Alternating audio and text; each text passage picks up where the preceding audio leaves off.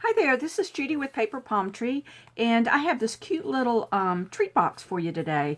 This is 2x2, and kind of has a milk carton top. So let me share with you how I did this.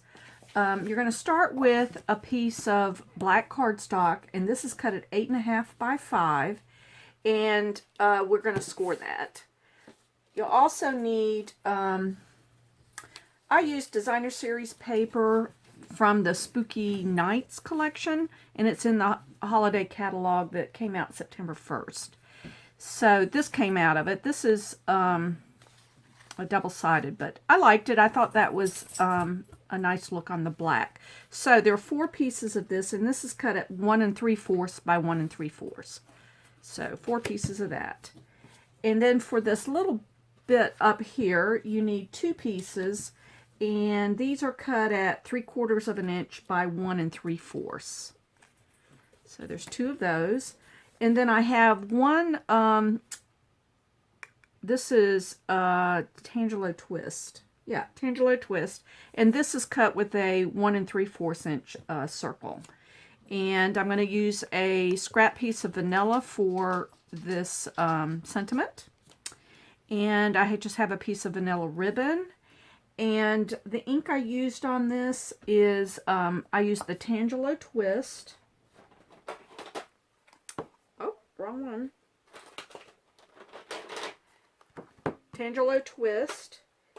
And the other color, I used soft crumb cake. Just to kind of dirty up the edges of that scallop. So, let's get this started with this box. Oh, last thing. For the sentiment on here, I used from the Spooky Cat stamp set, I have used Eat at Your Own Risk. I've gotten my money's worth out of this. I think I've used it quite a few times. There's a couple things. I haven't used the rat, but, or these little, I don't know what they're called. It's a pattern.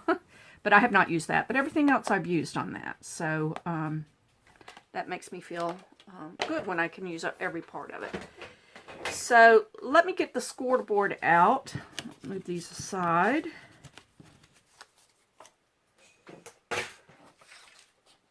And we are going to score this 2, 4, 6, 8 on the long side. So 2, 4, 6, and 8, and I'm going to turn it to the short side, and I'm going to cut it, score it at 1.5, 3.5, and then I'm going to flip it over, and I'm going to score this at 4.5. And this is going to create this flip over is going to create this milk carton top thing. So it'll make sense when I start folding it. Okay, so we're going to get the bone folder, and I'm going to fold on all of the scored lines. I have just one other, maybe 2 other Halloween projects that I had worked on, and I don't know, I had to break it up a little bit with some others, so I've got a couple others that I will work on, and then I'm going to move on to Christmas. Oh, I got to go this way. I'm talking.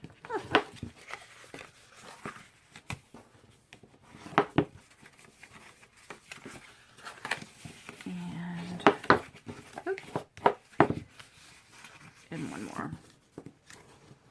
All right, so we're going to get the snips out. And I am going to cut off, let's see, what am I going to cut off here? I need this short part. The only thing I'm going to keep on this is this rectangle here. So I'm going to cut that off.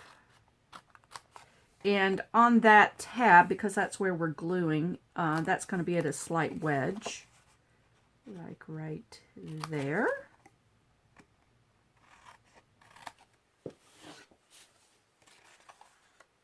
I didn't get that very straight. Let me try that again. there. And for this top, I need to cut away this one and this one. So I'm going to go straight down on the, I'm not going to wedge here, I'm just going to go straight down. I'll go ahead and do that one. I'm keeping this one and this one, so I'm going to get rid of these two. So I'm going to fold these back so that I can, those are the ones I'm keeping. So I'm getting rid of this one and this one.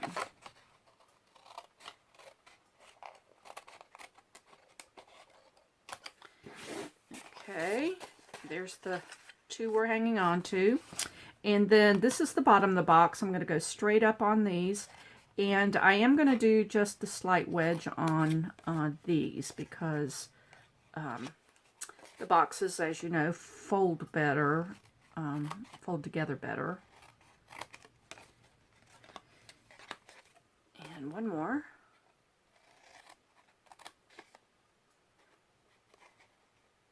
Right there. Okay, so the box is going to look like that. Now, one more thing I want to do before I start putting the designer series paper. I like the little rounded tops, and so I'm just going to take my scissors and make my own corner rounder here. You could do this on the envelope punch, you know, on the back side if you have the envelope punch, but for these, since Stampin' Up! No longer has a corner rounder, I find it just as easy to do this. And I think I said that on my last video. That's how I did them before corner rounders came out, so that's that. Okay, so before we fold this box together, it is going to go just like that. And I'm going to put the panels on there. So let me find my panels and my adhesive.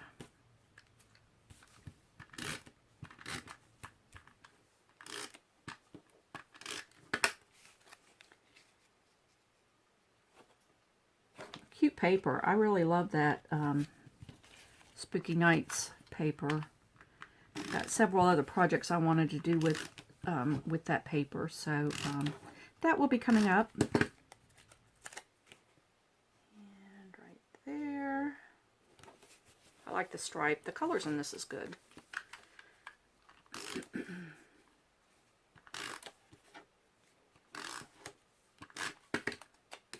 And right there. One more on that one.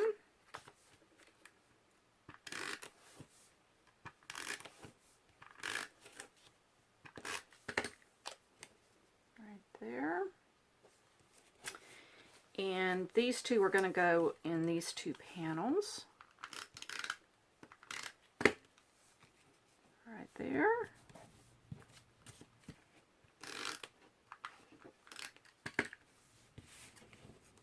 And right there. Alright, so for putting this box together, because I like the bottom to be a little more secure, I'm going to use some tear tape on it, and I'm going to go on this tab that puts the box together.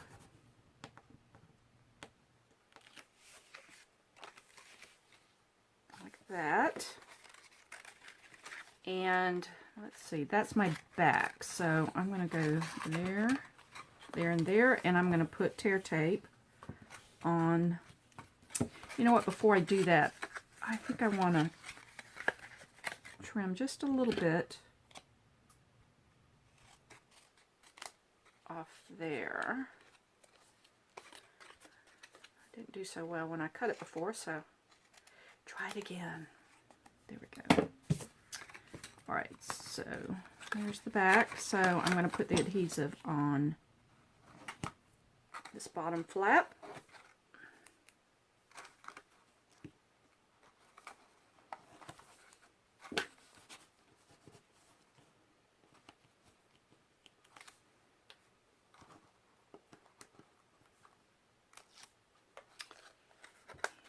sure that's squared up. There we go.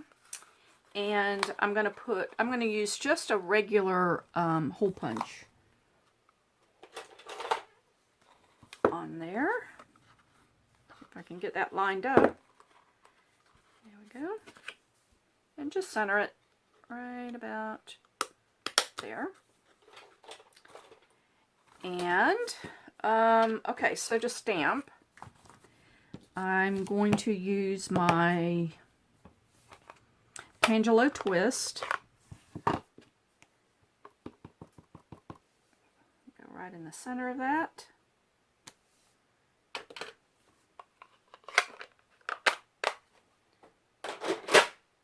And I'll be right back. I'm going to cut that scallop.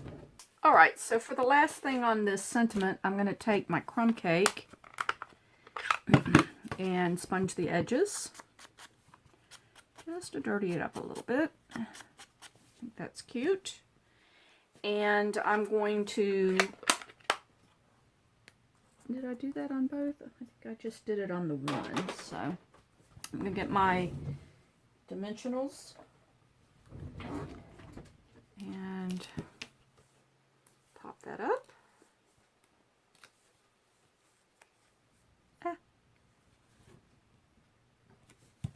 Go, and this is going to go right on the front. Very cute.